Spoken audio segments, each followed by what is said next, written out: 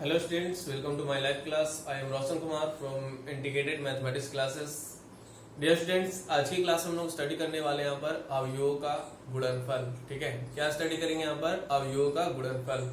ठीक, तो चलते हैं हम लोग आज जानेंगे यहाँ पर अवयवों का गुणनफल कब संभव होता है, कब संभव नहीं होता है, कब हम लोग गुणा कर पाएंगे और कब गुणा नहीं कर पाएंगे। ठीक है, और गुणा हम लोग कैसे करेंगे। ठीक है, तो डियर स्टूडेंट्स स्टार्ट किया जा रहा है यहाँ पर अवयवों का गुणनफल। तो आइए चलते हैं यहाँ पर। अभी कोई कमेंट नहीं करेगा यहाँ पर, लगातार आप बने रहे मेरे साथ। ठीक है, पहले कॉन्सेप्ट देन क्वेश्चन दूंगा, वहां पर आप अपना कमेंट को जाहिर करेंगे। ठीक है, क्या समझे इसके बारे में। आइए चलते हैं यहाँ पर अवयवों का गुणनफल, जिसे हम लोग बोलेंगे यहाँ पर a इंटू कितना यहाँ पर b। ठीक है, यानी a और b अगर दो मैट्रिसेस हो यानी दो अवयव हो तो यहाँ पर इनका गुणनफल कब संभव होता है। तो जैसा कि आपको दिख रहा है यहाँ पर कि पहले वाले गुणज का स्तंभ का संख्या यानी कॉलम का संख्या और दूसरे वाले गुणज का पंक्ति का संख्या यानी कि r यानी nc इक्वल टू क्या होना चाहिए यहाँ पर nr। तब हम लोग बोलेंगे यहाँ पर इसका गुणनफल संभव होगा, अन्यथा गुणनफल संभव नहीं होगा। गुणा करने के लिए पहले का स्तंभ का संख्या दूसरे का पंक्ति का संख्या बराबर होना चाहिए। शॉर्ट ट्रिक में यहाँ पर डियर स्टूडेंट्स आपके सामने शॉर्ट ट्रिक भी पड़ा हुआ है। बोलेंगे यहाँ पर CR बोलेगा तो गुणनफल संभव होगा, अन्यथा गुणनफल संभव नहीं होगा। CR बोलेगा मतलब पहले वाले का याद रखने के लिए ट्रिक है यह कि पहले का कॉलम और दूसरे का स्तंभ, पहले का कॉलम और दूसरे का पंक्ति का संख्या क्या होना चाहिए, बराबर होना चाहिए। इसी का दूसरा एक ट्रिक है यहाँ पर पहले का अंत जहां होगा, पहला का अंत जहां होगा दूसरे का शुरू होगा। दूसरा ट्रिक है यह दोनों क्या होना चाहिए, पहले की कोटि का अंत जहां होगा दूसरे का शुरू होगा। तो हम लोग बोलेंगे यहाँ पर इसका गुणनफल संभव होगा। जो आपको अच्छा लगे उसका यूज कर सकते हैं। यहाँ पर हम लोग का यह गुणनफल होने का शर्त है।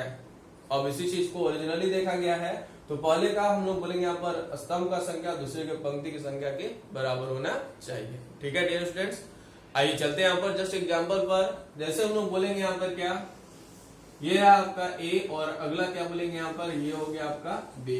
ठीक है, यहाँ पर हो गया A इंटू B। उसी प्रकार से उसी स्थिति में हम लोग निकालेंगे यहाँ पर B इंटू कितना यहाँ पर A। तो आपको बताना है यहाँ पर यह गुणनफल संभव होगा या नहीं होगा। पहले एक मेरे तरफ से, देन आपको कमेंट बॉक्स में जाना है, अपना जवाब देना है और मैं आपको रिप्लाई करूंगा। आप सही है, कितने सही है और कितने गलत। Concentrate again by the Roshan sir, concentrate. Concept को रिकॉल कर लीजिए। पहले का स्तंभ देखना है दूसरे का पंक्ति। स्तंभ का मतलब होता है खड़ा और इसका देखना है पट। ठीक है, चलिए ध्यान देंगे यहाँ पर हम लोग बोलेंगे क्या कि इसका जो ऑर्डर है, कोटि जो है वो कितना है यहाँ पर m बाई कितना यहाँ पर n है, और b का जो कोटि है n बाई कितना यहाँ पर p है। तो आपको बताना है यहाँ पर क्या इसका गुणनफल संभव है। कैसे हम लोग इसका गुणनफल देखेंगे, तो हमने देखा क्या कि पहले का अंत और दूसरे का शुरुआत बराबर है। तो हम लोग बोलेंगे जब ऐसा होगा तो हम लोग बोलेंगे यहाँ पर गुणनफल जो होगा वो संभव होगा, अन्यथा गुणनफल संभव नहीं है। यानी कि हम लोग बोल सकते हैं यहाँ पर यह जो है हम लोग का संभव होगा, यानी कि इसका गुणनफल जो होगा वो संभव होगा। ठीक है, आइए चलते हैं यहाँ पर। अब हम लोग बोलेंगे यहाँ पर उसी स्थिति में b इंटू a निकाला जाए। तो b का जो कोटि है उसे पहले रख लेंगे, यानी कि n बाई कितना यहाँ पर p। देख रहे हैं सभी लोग, यहाँ पर क्या कर लेंगे n बाई कितना यहाँ पर p, और तब हम लोग रखेंगे यहाँ पर a का कोटि। तो a का कोटि जो है वो कितना है, ध्यान से m बाई कितना यहाँ पर n। ठीक है, तो अब बताइए जहां पर ये खत्म हुआ वहीं पर इसका शुरुआत हुआ, तो क्या यह संभव है? नहीं है, क्योंकि यह बराबर नहीं है। इसलिए हम लोग कहेंगे यहाँ पर यह संभव नहीं हुआ। मतलब जिस स्थिति में है ए बी संभव है, उस स्थिति में क्या बी ए संभव हुआ। जिस स्थिति में ए बी हमने संभव किया है उस स्थिति में बी ए संभव हुआ। जवाब है नहीं।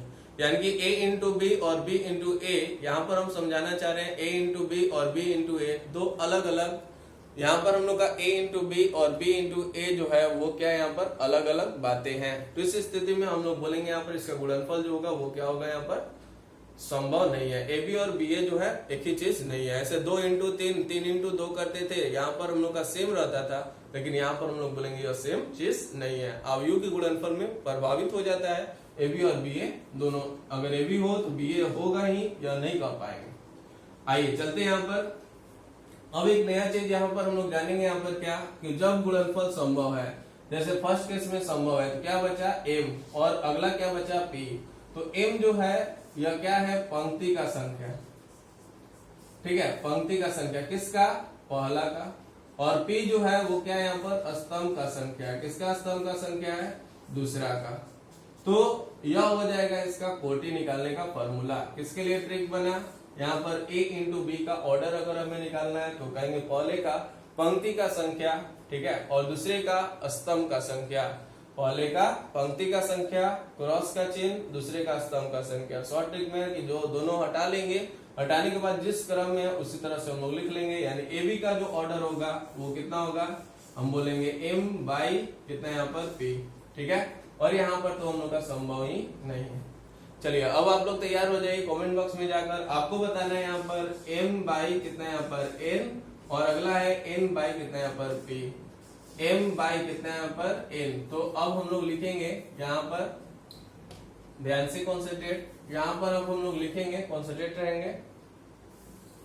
यहाँ पर हम लोग का है n बाई कितना यहाँ पर p, ठीक है, और अगला हम लोग लिखे b के लिए हम लोग लिख लिए n बाई p और इसके लिख लिए m बाई कितना यहाँ पर n। तो आपको बताना है यहाँ पर AB और BA में से कौन कौन परिभाषित है और कौन कौन परिभाषित नहीं है। अभी तुरंत बताएं, ये ऊपर वाला ही क्वेश्चन हो गया, थोड़ा सा क्वेश्चन में चेंजिंग कर देते हैं, ठीक है। यहाँ पर हम लोग बोलेंगे m बाई n और यह हो गया n बाई कितना यहाँ पर m। चलिए अब थोड़ा सा ध्यान देकर, यहाँ पर हो गया n बाई कितना यहाँ पर m और यह हो गया m बाई कितना यहाँ पर n। चलिए फटाफट बताइए, कॉन्सेंट्रेट होइए और ध्यान लगाइए। सभी लोगों को दिख रहा है, नहीं दिख रहा है तो एक बार फिर से मैं क्लियर करके लिख देता हूं, कॉन्सेंट्रेट। चलिए ध्यान देंगे यहाँ पर n बाई कितना हो गया यहाँ पर m और n बाई m, ठीक, और यह हो गया n बाई कितना यहाँ पर m, दूसरे वाले के लिए b बाई a। ध्यान से यह दो क्वेश्चन आपके सामने प्रेजेंट है। ए बी आपको परिभाषित करके बताना है यहाँ पर और उसी तरह से बी ए परिभाषित करके बताना है। क्या यह परिभाषित होगा तो ही बताना है, ऐसे नहीं बताना है, ठीक है। तो चलिए ध्यान से कॉन्सेंट्रेट रहे, चलिए ध्यान देंगे यहाँ पर। ये रहा आपका क्वेश्चन m बाई कितना यहाँ पर n और n बाई m। चलिए कमेंट बॉक्स में जाइए और जल्दी से जवाब दीजिए, नहीं तो फिर मैं ओपन करने जा रहा हूँ अपना आंसर, ठीक है। चलिए कुछ लोगों का जवाब तो आने लगा, कॉन्सेंट्रेट। m बाई कितना यहाँ पर n है और यह n बाई कितना यहाँ पर m है। तो जहां पर खत्म वहीं पे स्टार्टिंग है, तो यहाँ पर गुणनफल संभव है और वो कितने ऑर्डर का आएगा, तो हम लोग बोलेंगे m बाई कितना यहाँ पर m, ठीक है।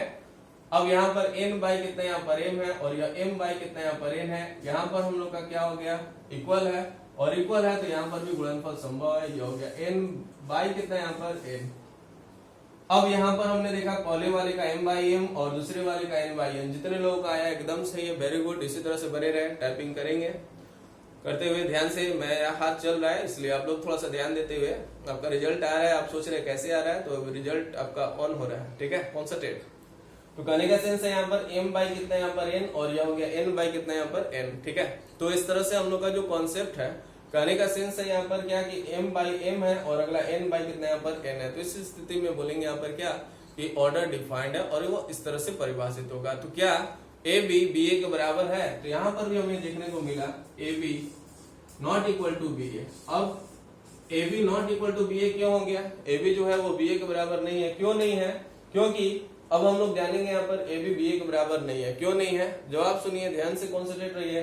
कहने का मतलब है कि m बाई m है और यह n बाई कितना यहाँ पर n है, ठीक है, कॉन्सेंट्रेट। तो कहने का मतलब है कि m बाई m है और यह n बाई n है, दोनों की कोटियां ही बराबर नहीं है। तो आगे हम लोग अवयव की समानता के बारे में हम लोग चर्चा नहीं करेंगे। तो इस तरह से हम लोग का हुआ यहाँ पर कब यह अवयव जो है मतलब समान होगा, कब यह समान नहीं होगा। तो ध्यान से यहाँ पर पहला कॉन्सेप्ट था, रिकॉर्ड करिए। पहला कॉन्सेप्ट था कि NC इक्वल टू NR होगा, तब पहले का स्तंभ का संख्या दूसरे की पंक्ति की संख्या के बराबर होगा, तब गुणनफल संभव होगा। गुणा होने के बाद वो क्या होगा, तो कितने ऑर्डर का होगा, तो पहले का पंक्ति का संख्या और दूसरे का स्तंभ की संख्या को बीच में क्रॉस का साइन दे दे तो यह A इंटू बी का ऑर्डर हो जाएगा, ठीक है। अब हमने जाना है यहाँ पर क्या कि A इंटू बी और B इंटू A अगर हम लोग निकालेंगे, जब A भी परिभाषित है तो क्या B A परिभाषित होगा, ये जरूरी नहीं है, हो भी सकता है और अगला नहीं भी हो सकता है। इसके लिए हमने एग्जांपल लिया m बाई एन और अगला n बाई कितने यहाँ पर p। m by n a का ऑर्डर था और n बाई p b का ऑर्डर था। तो इस स्थिति में हमने देखा यहाँ पर क्या कि n जहां पर खत्म वहीं पे इसका स्टार्टिंग है, तो इस तरह से हम लोग का जो डिफाइंड है वो कितने ऑर्डर का आया, तो m बाई p ऑर्डर का। यहाँ पर हमने देखा उसी केस का लिया, तो b के जगह पर n बाई p था उसे रख लिया, और a के जगह पर हम लोग का क्या है यहाँ पर a के जगह पर m बाई n है। तो यहाँ पर हमने क्या देखा कि यह दोनों बराबर नहीं है, p और m, तो आगे हम लोग का डिफाइंड ही नहीं होगा। और ये तो आप लोग खुद बनाए हैं, तो इसी तरह से बने रहिए। अब हम लोग एंट्री करने जा रहे हैं यहाँ पर अवयवों का गुणा कैसे करते हैं। ये था हम लोग का कब होगा और कब नहीं होगा। ठीक है, तो आइए चलते हैं यहाँ पर अब हम लोग अवयवों का